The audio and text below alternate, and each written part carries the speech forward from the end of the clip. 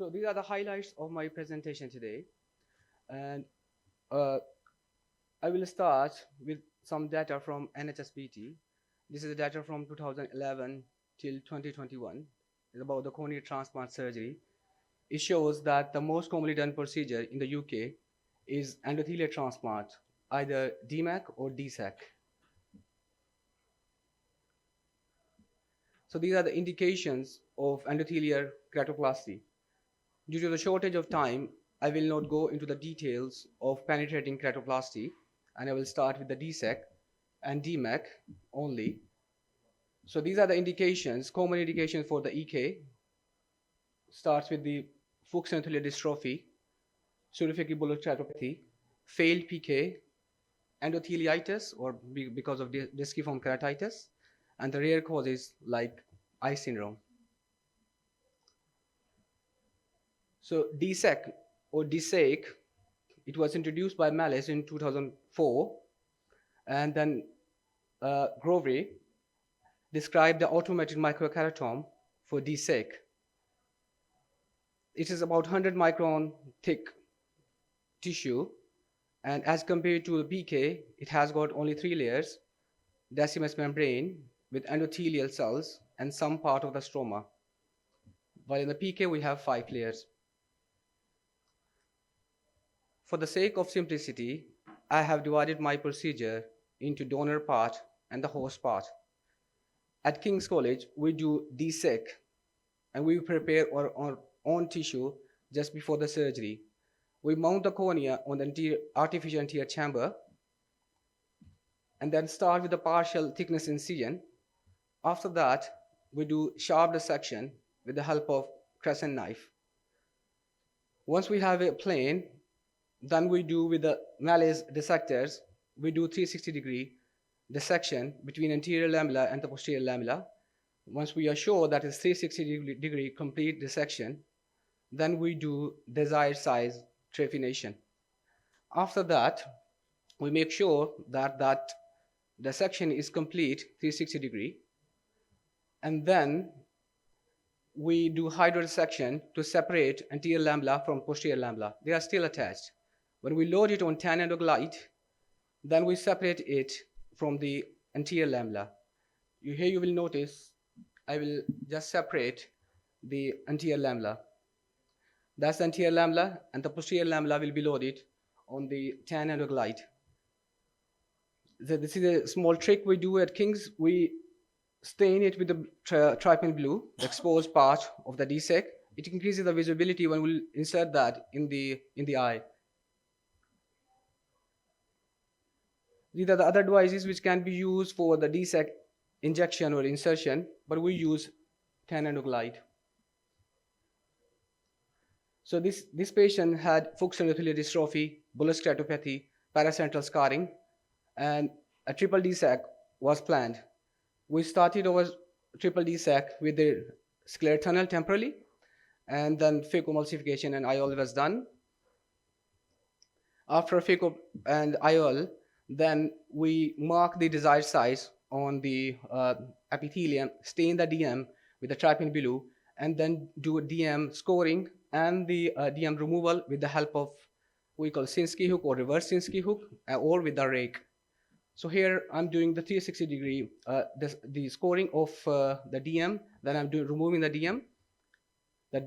So after the removal of decimus membrane, we'll make sure that we are able to completely remove the decimus membrane, because if we leave some lamella there or some flap there, it really, it is not good for the attachment of the graft. Then the graft is inserted with the help of tan endoglide. So this is a pull-through method or a handshake method, and then we will just get the graft into the anterior chamber. Then we will suture the main entry, and then put a small bubble, some small bubble in. So it will keep the graft while we will suture all the other ports. So after the suturing of all the other ports, then we will move the graft with the help of tapping on the surface of the cornea. And once the final position is achieved, we are happy with the final position, then we will do a max air fill to have the pressure preferably above 60 millimeter of mercury for 10 minutes. Once the 10 minutes time is achieved for 60 millimeter of mercury, then we will release some of the gas, some of the air or some of the gas, and then we will leave about 60% to 70% air in. We check the patient after 2 hours time, and we check the depth of the anterior chamber, and the percentage of AC fill, of air fill, and we check the graft status, if it's completely attached or not. Then we'll let the patient go home when the pressure is around 20 millimeter of mercury.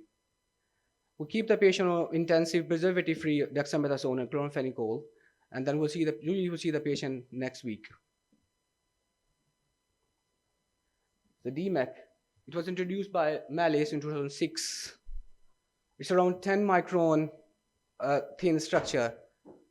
As compared to DSAC, it has got only the endothelial cells with decimus membrane, no stroma at all.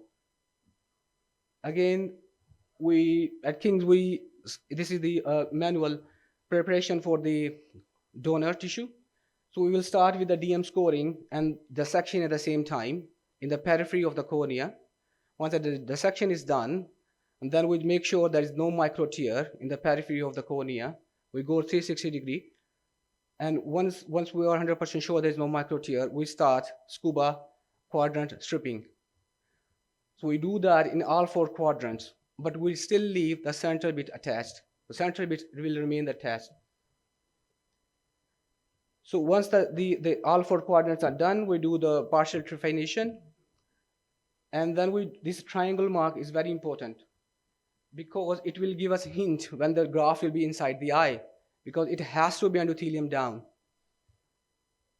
Then after that, we do a complete scuba stripping of the endothelium with the decimus membrane. And then once it's done, then this graft is ready for the loading. So this is the host part. So this patient had DMAC surgery. So now I'm going to load the graft in goiter. So this is the device we use for the DMAC. Once the graft is loaded in the goiter, it's injected in the anterior chamber. This patient had phaco before the surgery. So here we have done the DM removal and scoring everything. It's just I'm showing you the decimus membrane insertion.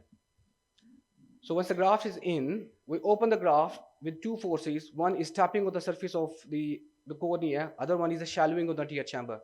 When we are happy with the final position of the graft, then we just suture all our paracentesis and do max air fill, and the further procedure is same like DSEC. This is another patient who had DMAC surgery. So in this patient, we opened the graft, everything was fine, but then we realized the graft was upside down. We judged that with the help of that triangle mark, because it has to be endothelium down. When we do the triangle, the direction of the triangle is clockwise, but what's in the eye, it should be anti-clockwise. When we realized, then we had to flip the graft. So we injected the graft. Once the graft was inside the eye, suture the main entry, open the graft, it all went very smoothly. So this is the taco configuration. We will keep our Rycroft at one place, and then with the tapping, we open the graft, the other part. Then we realized it was upside down, so we had to flip the graft. We do that with the help of that jet of fluid. And then again, we got it in the right position and just did the max air fill, and everything remains the same. So the post-op care is more or less like similar to the DSEC. So if we compare the PK versus EK, it is more or less like less like ACI versus FICO. So it's PK, we have good familiarity. Obviously, it's more than 100 years old procedure, so we know what the intraoperative and postoperative complication and how to manage those complications. With the EK, it maintains the globe integrity, no suture-related like astigmatism or no suture-related like infections, and it has lower risk of rejection and glaucoma, and it has quick visual rehabilitation. In DSEC, usually the visual rehabilitation is around within 4 weeks, and in DMAC, usually 5 to 7 days. So if we compare the DSEC versus DMAC, we only keep that option of DSEC for very, very, very complicated eyes with very poor view, and because it's less challenging surgically, while the DMAC, it's better, and it has better and quicker visual rehabilitation, better anatomical correction, and less risk of rejection because it doesn't have stroma in it, but it has steep learning curve and more intraoperative complications. So these are two randomized controlled trials for DSEC versus DMAC. These trials shows that DMAC is significantly better as compared to DSEC when it comes to the visual rehabilitation and anatomical correction.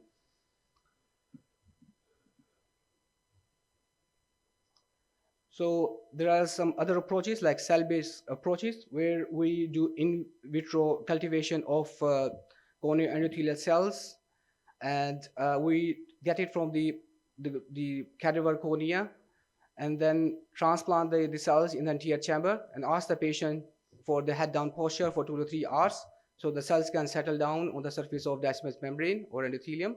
And then we keep the patient on ROC inhibitors, ROC kinase inhibitor. We don't do that in King's College, but it's in the process of like in research. And there's a trial, IOTA trial. They have claimed to treat 50 patients with this cell-based approach, but they are yet to publish their official results. So as we have, because of especially of the COVID, we have massive shortage of corneal transplant tissue. So can we improvise? The options could be using one corneal tissue for 2 patients, like we can do the top button for DALC, we can do the DMAC for the other patient, or we can split one tissue into 3 patients with the 1 DALC and 2 hemi-DMAC, or we can split that into 5 patients for 1 DALC and 4 quarter DMAC. Actually, the quarter DMAC or hemi-DMAC, they differ in size and shape, but they have slightly different use. And we have cell-based approaches, and we have regenerative medicines. This is my mentor. Thank you very much. Oh, sorry. Yeah, thank you very much. Thank you. Thank you, Dr. Noman. Now I invite Dr. Huda Kirathi to please proceed to the podium. Her topic is pyogenic granuloma post-regium excision.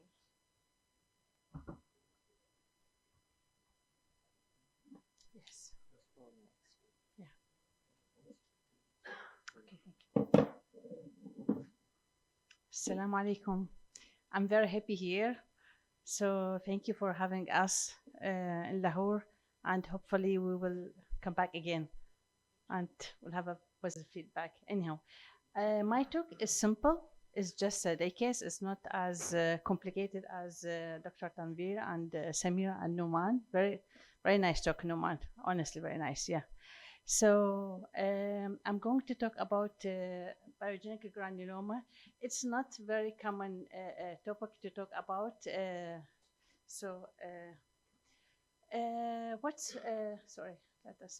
pyogenic granuloma? It's just benign vascular proliferation, and usually it appears as red or purple red pedunculated lesion. They don't transfer to malignancy, but the other thing that we need to think about it and worry is the recurrence.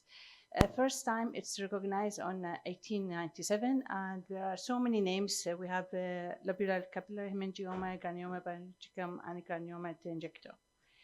So here how it looks like. This is pyogenic granuloma post-Calazian excision. So as you can see, it appear at the site of the trauma or wound or injury.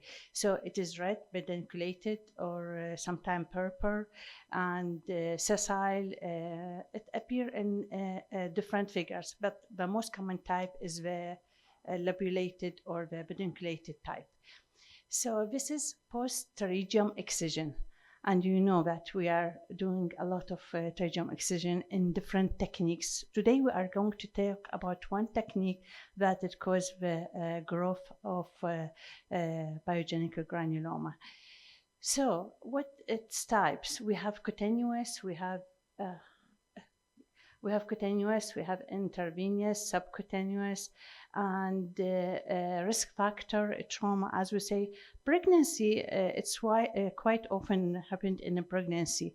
And whenever you see a lady with a pyogenic granuloma, pregnant woman, I prefer to wait until after delivery because sometimes it regress after delivery. So just wait, no need to rush into surgery or medical treatment.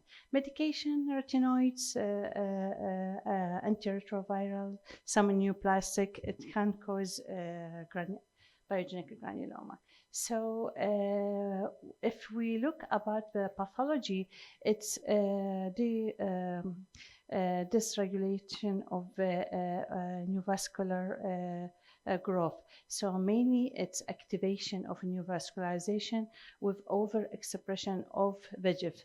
I don't know about the role of the anti-VEGF, but as we can see here, there's overexpression. Don't worry about this marker. So it's just written in books. I just try to put it if someone interested to look about it. Anyhow, so let's go to the causes after pterygium excision, after Bayesian excision, after sequent surgery. And that's why our main talk today, we will discuss it, like if we cannot do excision in children, what's the alternative? After plaques insertion, blepharoplasty, any orbital implant. So grossly, as we said before, it's about, it looks like pedunculated lesion, red pedunculated or red lobule lesion. Histopathology, it's a vascular growth, so it's just blood vessels with inflammation. A lot of inflammation. We have lymphocyte, plasma cell, neutrophils, and this how it looks like. Vessels surrounded by inflammatory cells. So what's the symptom? Usually it is painless, but the patient see there is something abnormal. There's a lesion, a red lesion. Sometimes you feel some irritation. And as we said before, it is usually happen at the site of a trauma or after surgery. Management, usually we just look at it. If I am 10 years younger than now, maybe I will rush into surgery because most of us, when we are young, the first thing in our mind is surgery. When we become older, we are a bit slower, right? So just look at it, just observe it. It may regress by itself. The medical treatment and first option for us is a topical steroid. There is everything mentioned, but I don't think some of us they are doing it. But I had to mention it here: cryotherapy, laser ablation, radiation, surgical treatment. First thing in the surgery is just excision, simple excision. Other option, curettage and cauterization. It's just mentioned. So as we said, although the surgery is the first option, we do it for sometimes cosmetic region. The other indication is the patient requirement if he doesn't want to wait for normal regression. And in children, we just need to wait because of the general anesthesia, so just wait and observe. Prognosis, as we said before, it has a good prognosis. So we have a case, it's referred to me. He's 43 years old. He had a surgery, a simple pterygium without a graft. As we said, it's a Burr-Sclera procedure. He had the surgery on March 22. And this is just a simple nasal pterygium. So what the surgeon did, he just simply excised it and he kept the patient on antibiotic and cortisone Topotex ointment twice a day. And follow-up, he came after 1 month, 2 weeks for routine follow-up. And what the surgeon found is this granuloma at the site of the surgery of a pterygium excision. So he just gave him a chance for another 2 weeks and kept him on topical steroid. Then after 1 month, so this just a steroid, he came to me, he sent him to me as a case of recurrence of pterygium. So I look at it and supposed to do another surgery for him. So I say, let's start with cyclosporine drop and continue on FML. I just changed it from Tobradex to mild cortisone. And I kept him on cyclosporine twice a day, and I gave him 1 month for to see him again, and I also to send for approval because all our surgery, all our treatment is on insurance basis. So I say let's wait and see him again, and then send for approval for another surgery, which is I decided that I will do excision of the granuloma and then do amniotic membrane graft. So this is I just usually do all my pterygium surgery, whether pre or post topography, to make sure there's no high stigmatism, which is this is the main cause of the blurriness of vision with pterygium. And so the right eye, as you can see, it's fine. There is no major or significant astigmatism, and left eye there's no pterygium. Also, I usually do anterior segment OCT to see if there's any significant opacity in the cornea, so it looks fine.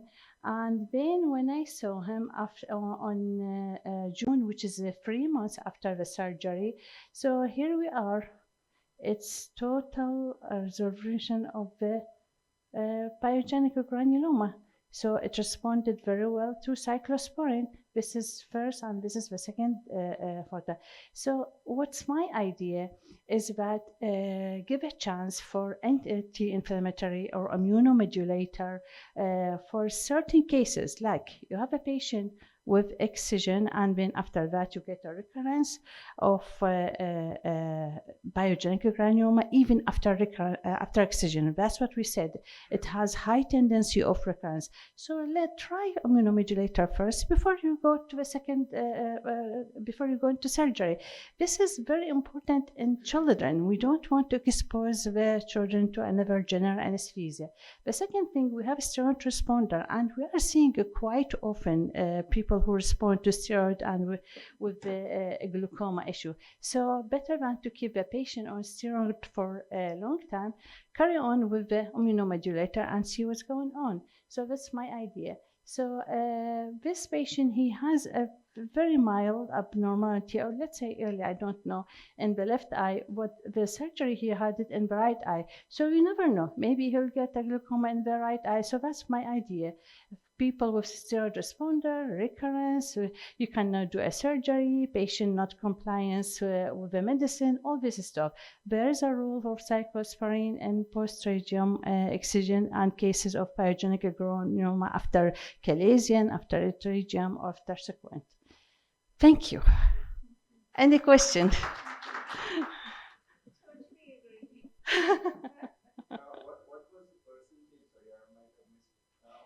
The surgery is done by another surgeon. He did just pterygium excision. He's a posterior segment surgeon. Usually, I don't do it versicolare. Sorry.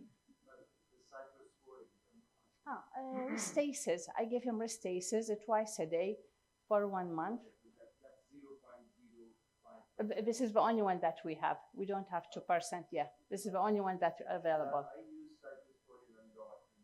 I use it like 0.1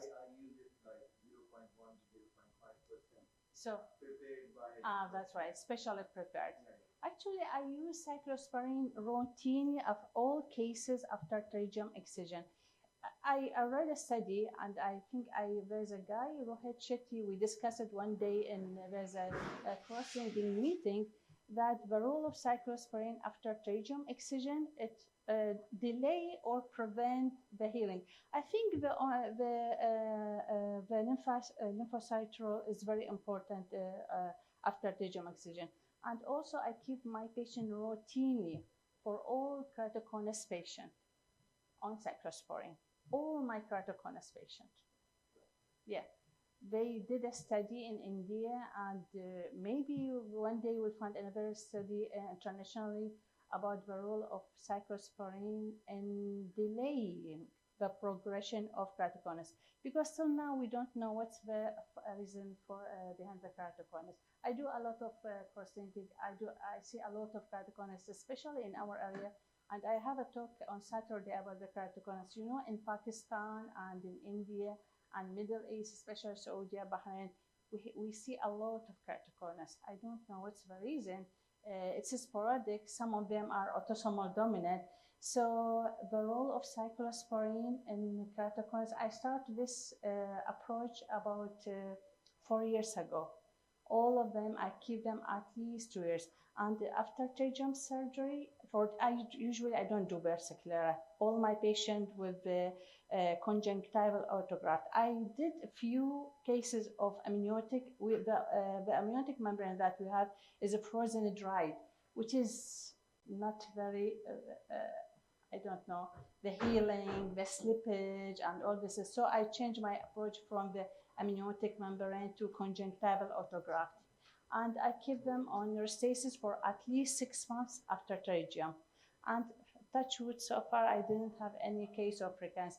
This patient, they send it to me for recurrence of pterygium, as a case of recurrence of pterygium.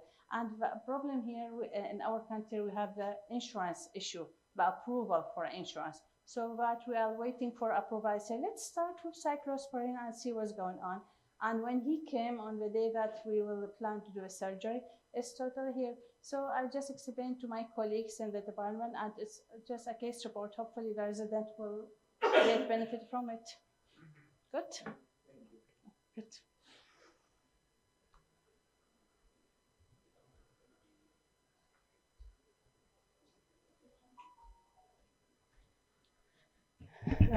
So next, this is my talk. I'm Dr. Sidra Latif from Mayo Hospital, Lahore. My topic is corneal visualization through sheen flood tomography.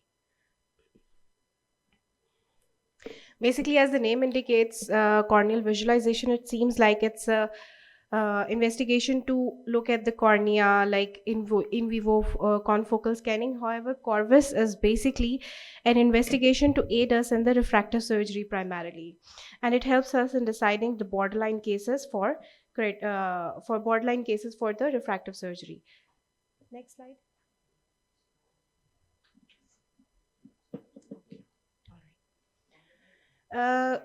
Corvus is basically, it's just a non-contact tonometer, just like an air puff, or we know from glaucoma, the Reichert ocular response analyzer. The Corvus works on the same principle.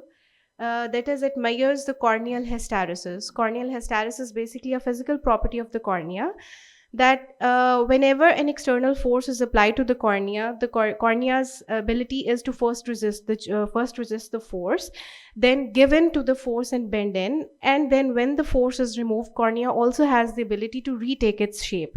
This basically is known as corneal hysteresis, and this corneal hysteresis property is employed by the ocular response analyzer as well as the Corvus.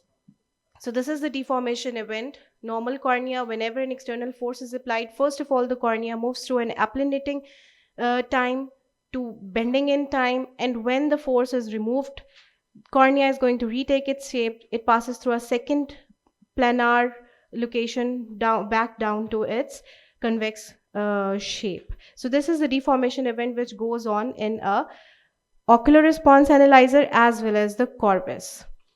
What is basically Corvus? We all know when we look at the cornea to decide about the refractive surgeries, we look at corneal topography or tomography. Corneal topography just gives us information about the interior surface of the cornea, whereas corneal tomography, it tells us not only about the interior surface, also the posterior surface as well as the thickness. So anatomically, a corneal tomography is looking at the cornea in pretty much detail. However, what corneal tomography misses is the physics of the cornea or the biomechanical profile of the cornea, and Corvus is going to look at the corneal biomechanical profile as to how stiff the cornea is. Right now, mostly the refractive surgery cases were decided upon if there was a frank ectasia found in the cornea or not. Now the paradigm is, however, shifting. We not only have to look at a obvious ectasia, we also have to detect an ectasia susceptibility in a normal looking cornea. This is where, in addition to the pentacam corneal tomography, Corvus aids us. So it consists of a Corvus consists of a Shimflug camera which records about 4,000 frames in 1 second, very high speed camera. And it is going to show the corneal deformation to you in live. This is what, play the video. This is what Corvus shows you.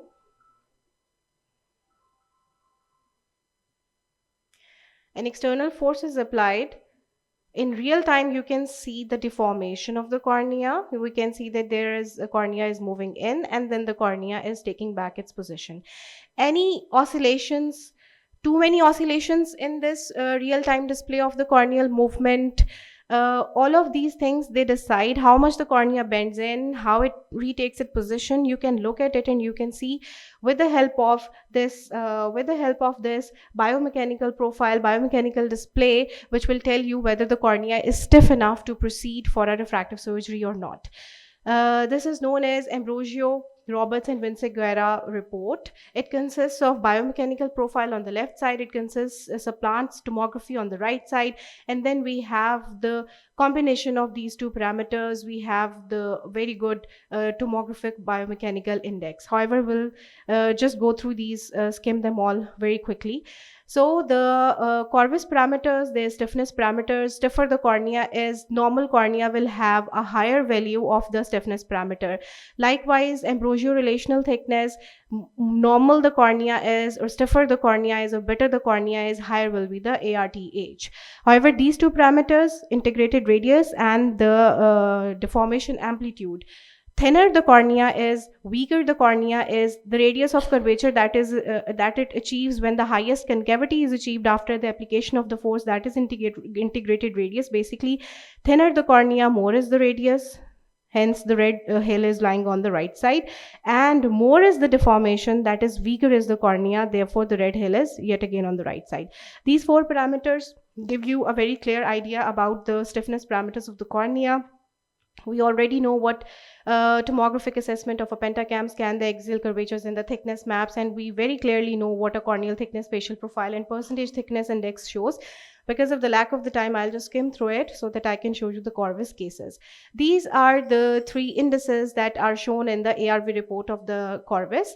This is Corvus biomechanical index, which is entirely only biomechanical in nature.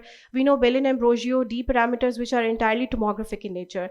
The combination of these two gives us the tomographic biomechanical index, and the area under the curve for this tomographic biomechanical index in ectasia susceptibility detection is higher even than CBI as well as the BAD in deciding the borderline cases. When normally, if we can clearly see the ectasia, it's pretty easy to decide whether to do the surgery or not. However, the real challenge exists what we call as VAENT. That is, one eye of the patient has very asymmetric ectasia and the other eye is totally normal.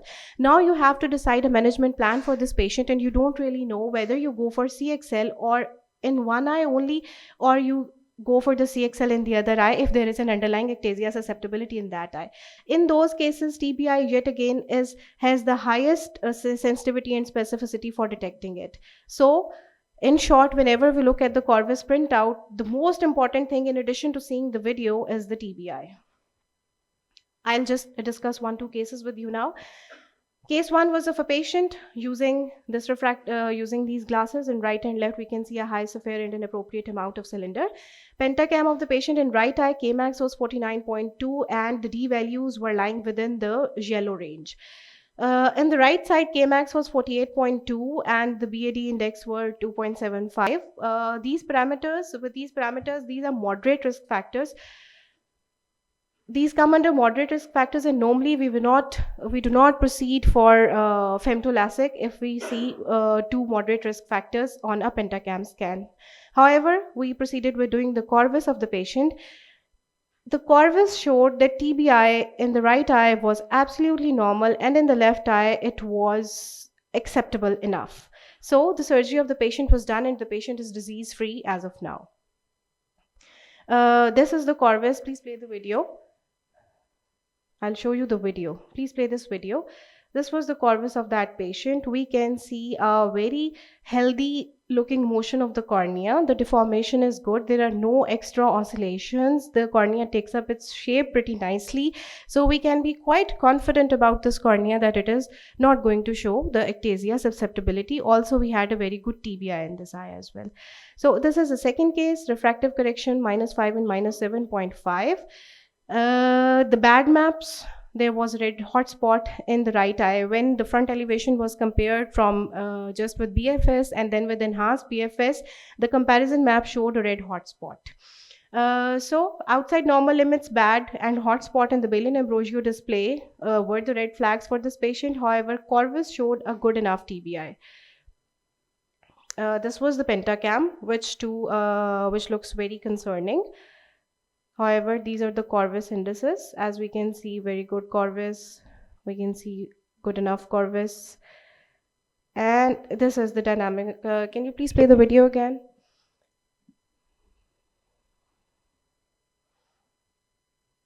Yet again, we see no extra oscillations, very good deformation of the cornea, and a very good taking back of the shape of the cornea after the ear puff was removed. So, up till now, I have told you two cases when the pentacam looked a little concerning. However, Corvus showed a very good biomechanical profile. This third case, however, is when the pentacam is good enough. However, Corvus points out the biomechanical profile as that of a weak cornea.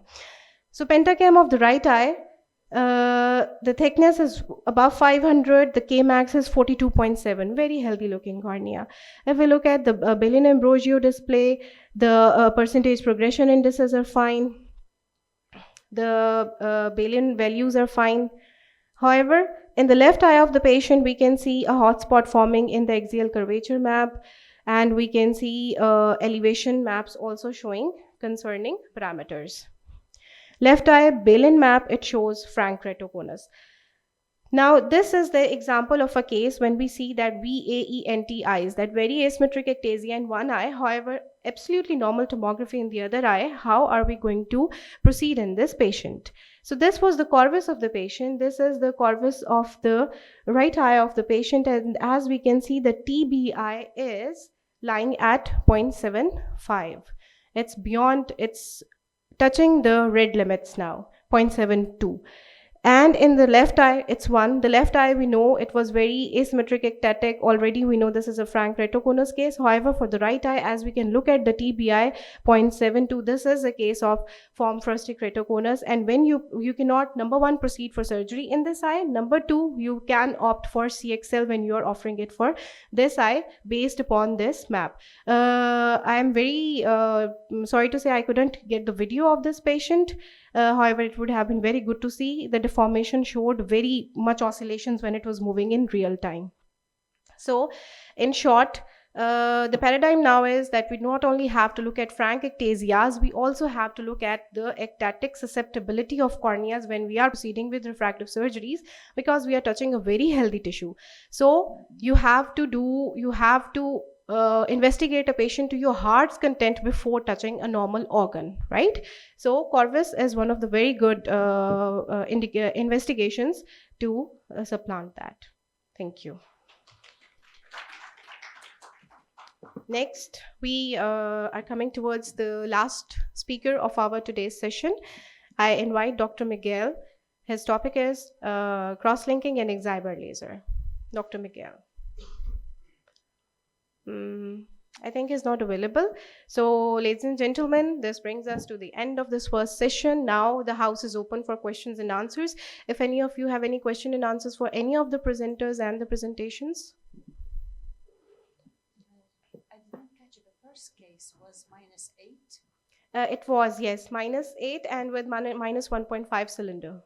Yeah, and the CCT, the corneal thickness. Corneal thickness was enough for going ahead with the surgery. I can show you again. It was sufficient because the surgery has already been done on that patient. Yeah. So if it is candidate, you will go. It was above 500. It was generating a residual stromal bed of 500? about 300 microns. Yes. 500. Above 500. I'm saying I'm not exactly sure about the exact measurement. However, the RSB was above 300. And in that case, if it is, you will go for surgery, you will go for LASIK, -8. -8, yeah. A spherical equivalent of -10, up till -10, a spherical equivalent we remove with femtolasic. Yeah. Yeah, some they prefer to go for ICL. I think yes, they try to avoid Yes. too much ablation of a cornea because -8 it will be about 100, something like yeah, 95, 100.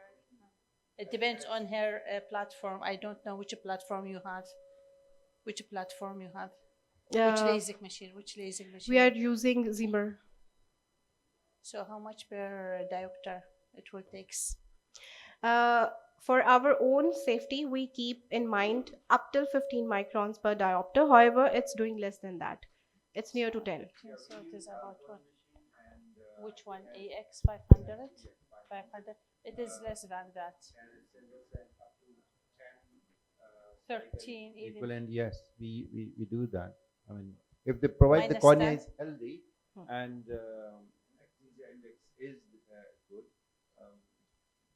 we go Yeah. ahead with -8. Above 10, if somebody comes and cornea still is healthy, I would prefer ICL. ICL, yeah, Yeah. above 6, above 7. So I think most of the surgeons they go for ICL, right? Or no? Nowadays, or no? I do ICL, but I do ICL if I believe I can't do femto on this one, either because of the corneal thickness or because spherical. Yeah, above 6. Okay. Any other questions? Any comments from any of the esteemed guests? Yeah. Yes, please.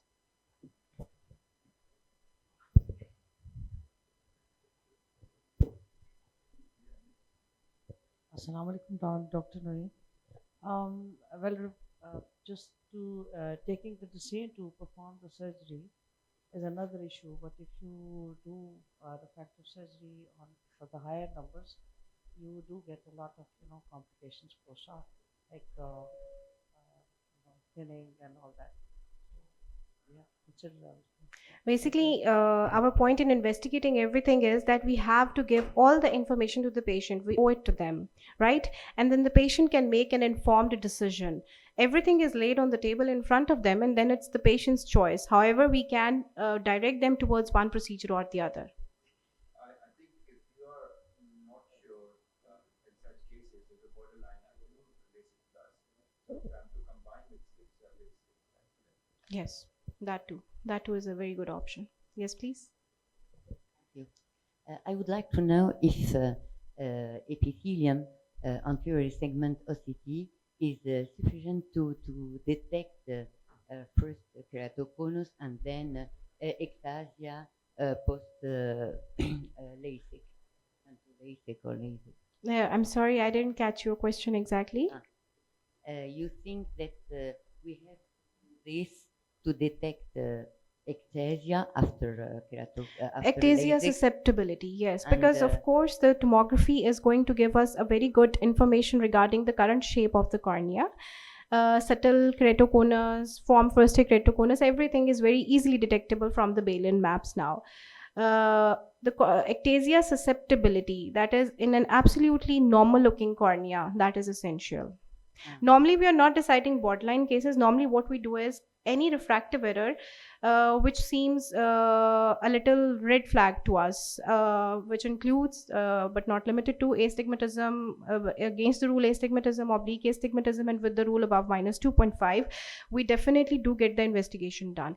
And we have seen cases when the tomography was absolutely fine. However, the biomechanical profile came out to be a bit tricky, so we did not proceed with the refractive surgeries in those patients.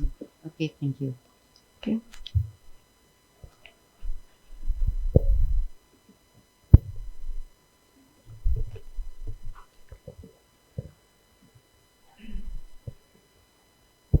Thank you. My name is Anam. I'm an ophthalmology resident. I had a question for Dr. Samira, but I think she left. If anybody else could guide me, I just wanted to ask that how can we prepare the vitamin C eye drops that she was mentioning for non-healing corneal ulcers? If we could just prepare ourselves in the ward, like anybody could guide, how could we prepare that? What percentage? I can answer it because I'm in a very comfort zone. My pharmacy at Aga Khan University Hospital and South City Hospital prepared for me, whatever percentage I say. So I don't know how she actually prepared herself, Dr. Samira. So I don't know how. I mean, I don't like preparing drops for myself. I don't like fortified drops for myself. I mean, if they get contaminated, I'm feeding a infection, then I'm actually may introduce more. But other people have different views. But I do get prepared any percentage. Even cyclosporine you Yeah. mentioned, I get it 0.1%, 0.5%. I use it a lot in keratoconus and allergic Yes. patients. As you mentioned, allergy and atopia is very strong association with keratoconus. So you may be inherited with it, but it actually exaggerate these things. So cyclosporine do help because longer term, if you see, if you give steroids to these patients, they will have raised pressure. They will have posterior subcapsular cataract. But cyclosporine as a medicine don't have any side effects. How she prepared it, I think she can only answer. Actually, doctor, I use cyclosporine routinely for those with atopic conjunctivitis after 3 visits, and I don't want to keep them on cortisone. Children 10 years and above, and the insurance they don't agree on prescribing cyclosporine for kids. So usually we prescribe for the parents, and from the parents they give it, I can give it to the kids. But the good news nowadays we have it will be available in our country, the cyclosporine minims for kids, which it will give us a freedom, because I really this atopic patient, I mean, keep pumping them with the steroid. This is a crime, and as you say, they will have a cataract. Most of them posterior subcapsular. So Yeah. it's better not to give them a steroid. Keep them on cyclosporine for at least 1 year, and I have excellent result. I've been doing this for more than 9 years. More than 9 years, cyclosporine for atopic conjunctivitis. Yeah, it has a role. It's a good role. Yeah. Thank you. Thank you, everyone. So Thank you we so much, ended- everyone. Yeah, we ended successfully our session. Very good. Yeah. Yes, it was indeed. It was a pleasure having especially you all the way Thank from you. Dubai. Thank you. Yeah. Thank you, madam. Thank you so much, everyone. Thank you. Thank you. Have a nice meeting here.